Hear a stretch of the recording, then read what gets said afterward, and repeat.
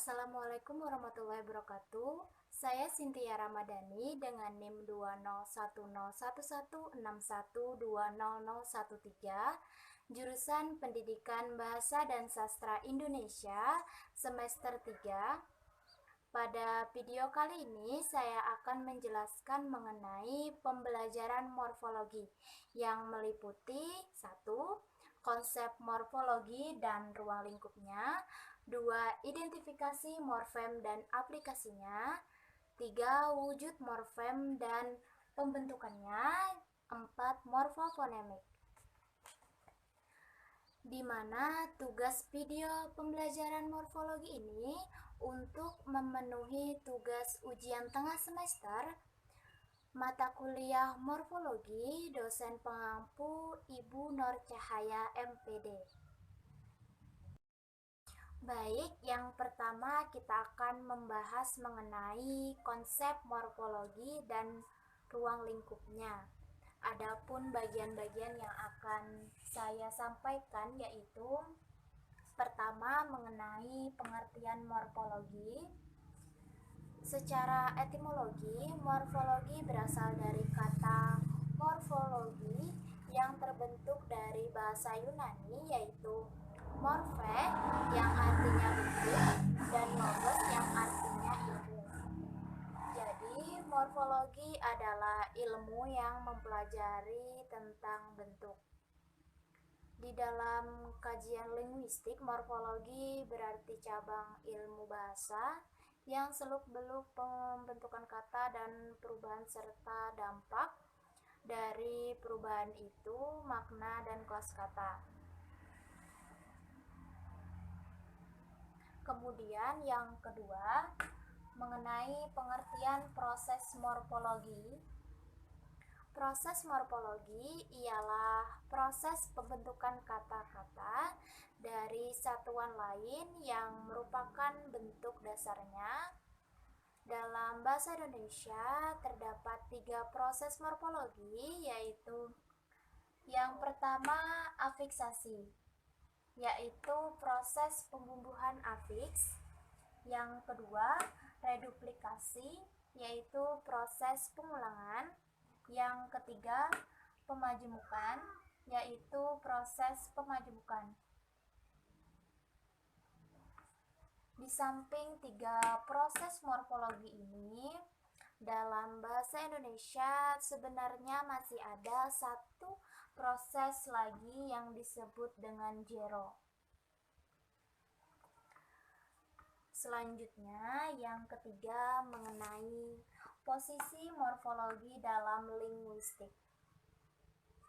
Setelah mengetahui tentang pengertian morfologi linguistik, selanjutnya kita harus mengetahui di mana posisi morfologi dalam linguistik. Morfologi bersama sintaksis merupakan cabang linguistik dalam taraf gramatikal. Kita tahu bahwa taraf linguistik ada 3, yaitu yang pertama fonologi, yang kedua gramatikal, dan yang ketiga leksikal.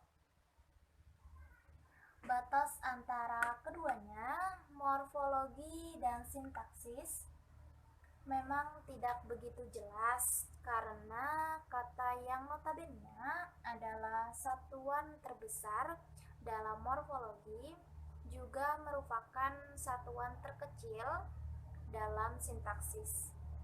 Hal ini membuat keduanya tidak bisa saling dipisahkan, sehingga untuk membedakannya perlu dipahami bahwa morfologi mempelajari struktur internal kata, sedangkan sintaksis mempelajari struktur eksternal kata.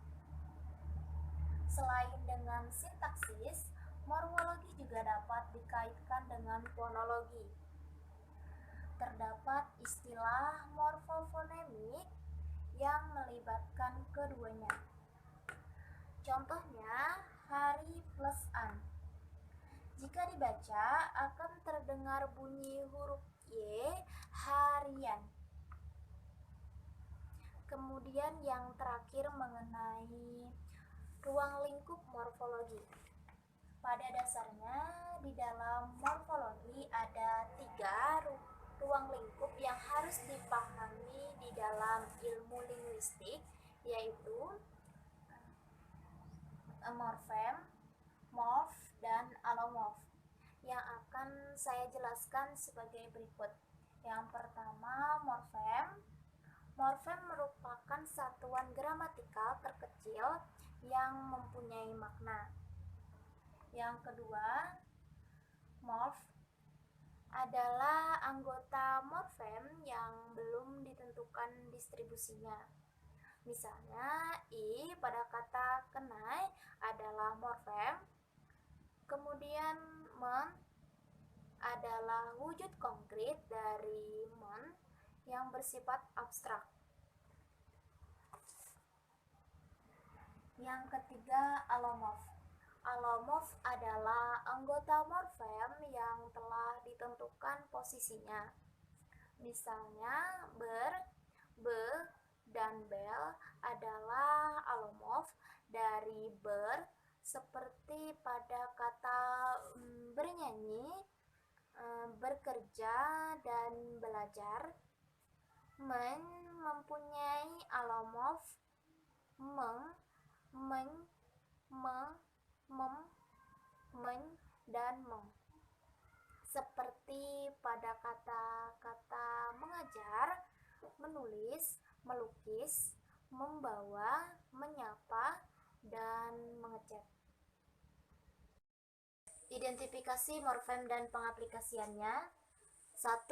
Dua buah bentuk yang sama atau memiliki yang sama merupakan morfem. Contohnya, bulan depan dia akan menikah, sudah 3 bulan dia tidak bayar SPP. Kata bulan di sini memiliki makna yang sama dan morfemnya sama. 2. Dua buah bentuk yang sama atau lebih bila memiliki makna yang berbeda merupakan 2 morfem yang berbeda. Contohnya, bunga bank, bunga mawar, seorang polisi, polisi tidur. 3. Dua buah bentuk yang berbeda tetapi memiliki makna yang sama. Contoh, ayah pergi ke Medan, bapak pulang dari Medan. 4. Bentuk yang mirip atau berbeda sedikit tetapi maknanya sama, asal perbedaan bentuknya dapat dijelaskan secara fonologi. Contoh, melihat, membina, mengambil, dan mengecat. 5. Bentuk yang muncul dengan pasangan satu-satunya adalah sebuah morfem. Contohnya, pada bentuk kuyup, pada konstruksi basah menjadi basah kuyup adalah morfem. 6. Bentuk yang muncul secara berulang-ulang pada satuan yang lebih besar apabila memiliki makna yang sama adalah morfem yang sama. Contoh, membaca, pembaca, pembacaan, dan bacaan. 7. Bentuk yang muncul berulang-ulang pada satuan bahasa yang lebih besar apabila maknanya berbeda-beda adalah morfem yang sama. Contohnya, ibunya menjadi kepala sekolah di sana. Tubuhnya memang besar, tetapi sayang kepalanya kosong. Dari contoh di atas pada kata kepala memiliki makna yang berbeda secara polisemi tetapi tetap morfem yang sama.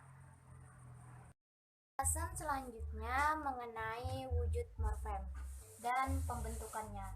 Adapun bagian-bagian yang akan saya sampaikan yaitu sebagai berikut. Pertama, mengenai pengertian morfem. Abdul Abdul Khair dalam bukunya yang berjudul Morfologi Bahasa Indonesia mengatakan bahwa morfem adalah satuan gramatikal terkecil yang memiliki makna. Kemudian mengenai wujud morfem, secara garis besar wujud morfem dibedakan menjadi dua, yaitu satu, wujud segmental. Morfem segmental berupa bunyi yang dapat disegmentasikan. Dua, wujud suprasegmental. Morfem suprasegmental berupa bunyi-bunyi yang tidak dapat disegmentasikan.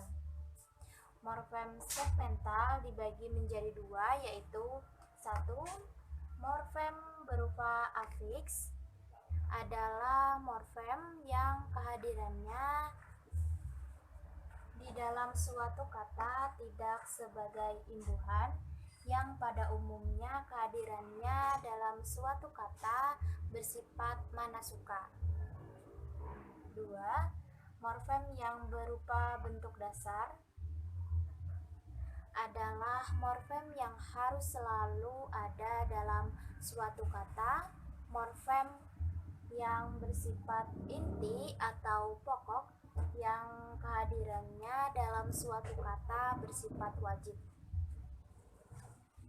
Wujud suprasegmental, morfem suprasegmental berupa bunyi-bunyi yang tidak dapat disegmentasikan, dibedakan atas morfem yang berwujud tekanan, morfem yang berwujud nada, morfem yang berwujud intonasi, morfem yang berwujud persendian, morfem yang berwujud durasi.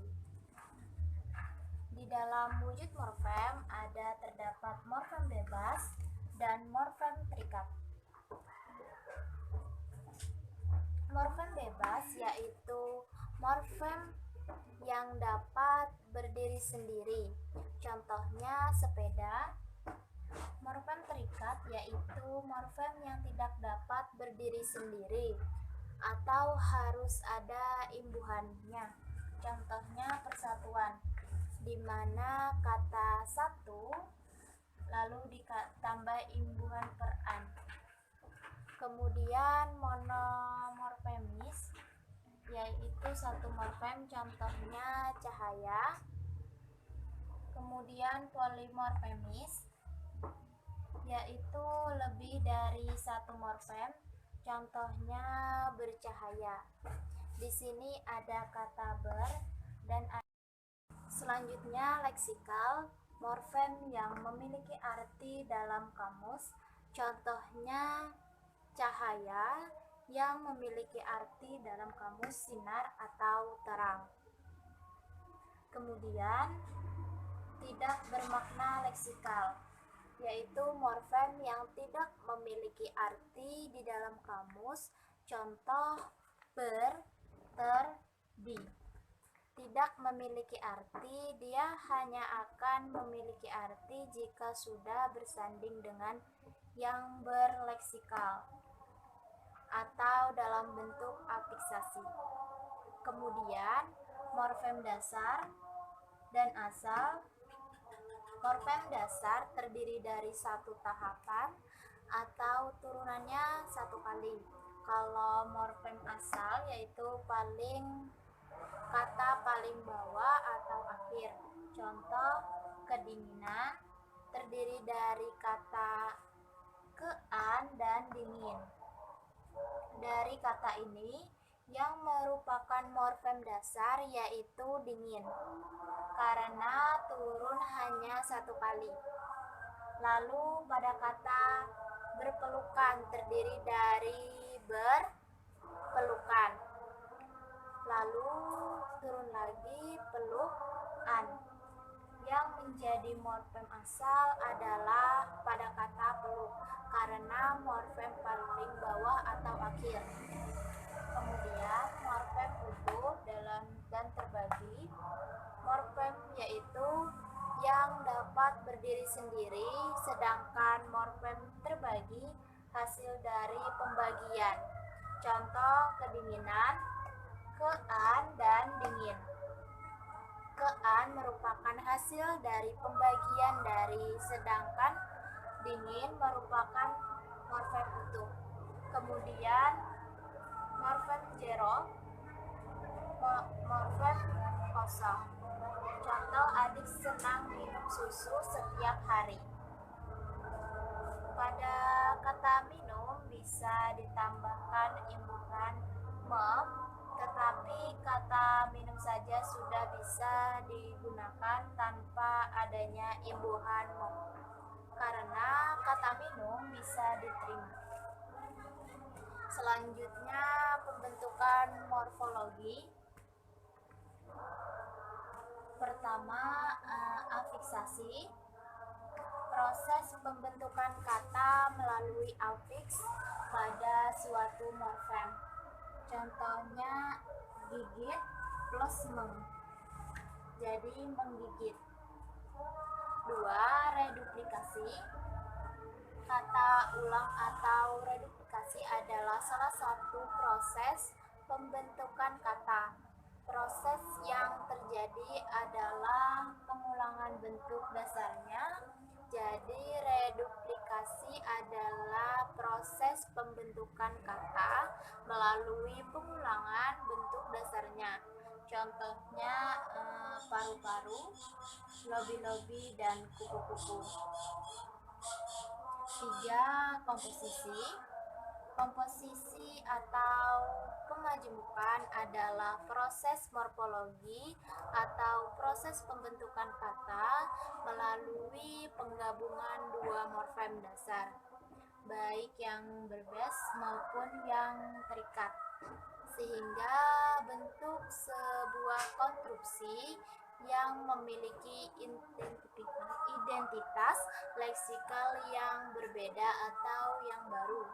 Contohnya rumah sakit, terima kasih, dan lain sebagainya.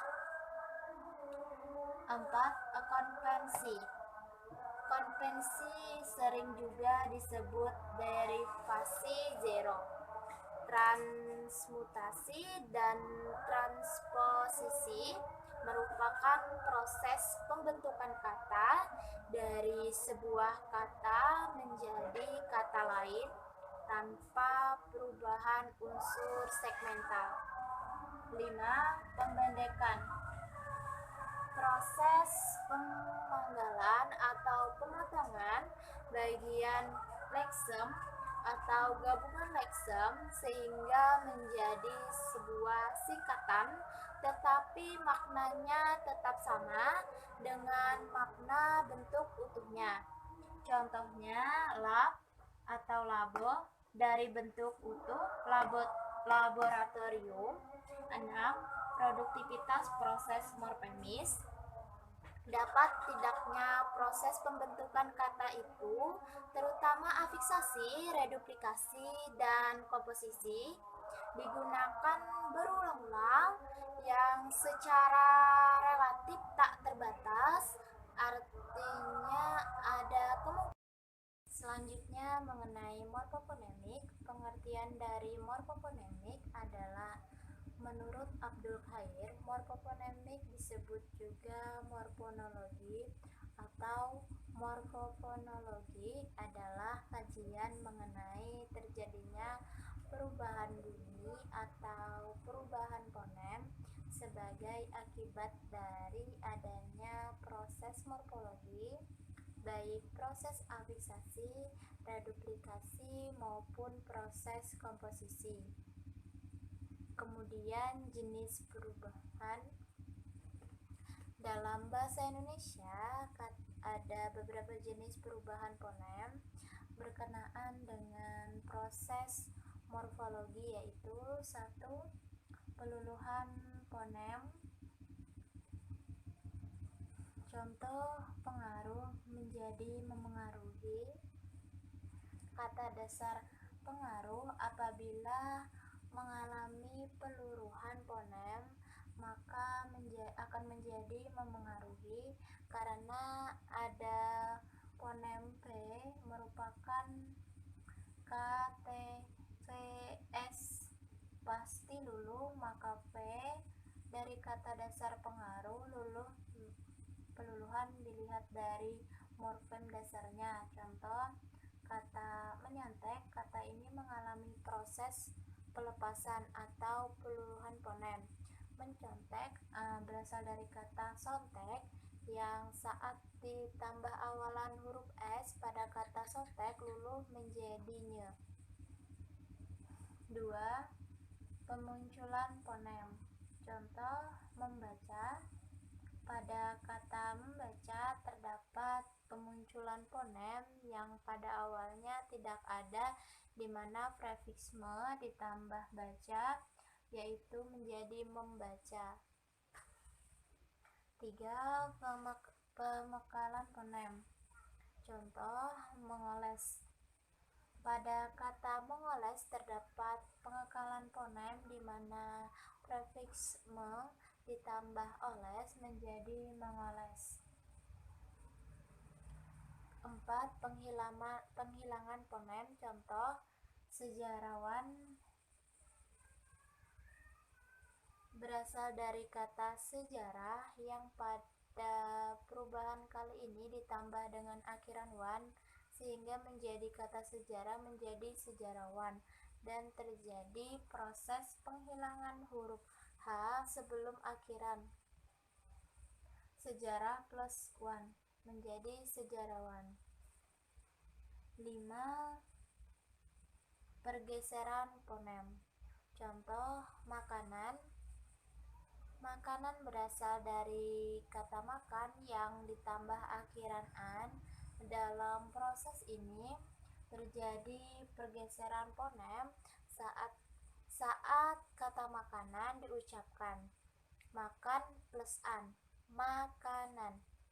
Saat kata makanan diucapkan menjadi makan an, melainkan akan menjadi makanan.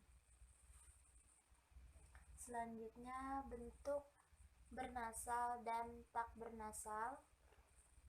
Hadir dan tidaknya bunyi nasal tidak selamanya mengikuti kaidah morfofonemik seperti dibicarakan pada subbab sebelumnya. Hadir dan tidaknya bunyi nasal dalam pembentukan kata bahasa Indonesia sangat erat berkaitan dengan 3 hal, yaitu pertama, tipe verba yang menurunkan bentuk kata.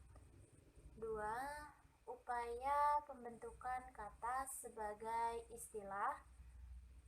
Ketiga, upaya pemberian makna tertentu.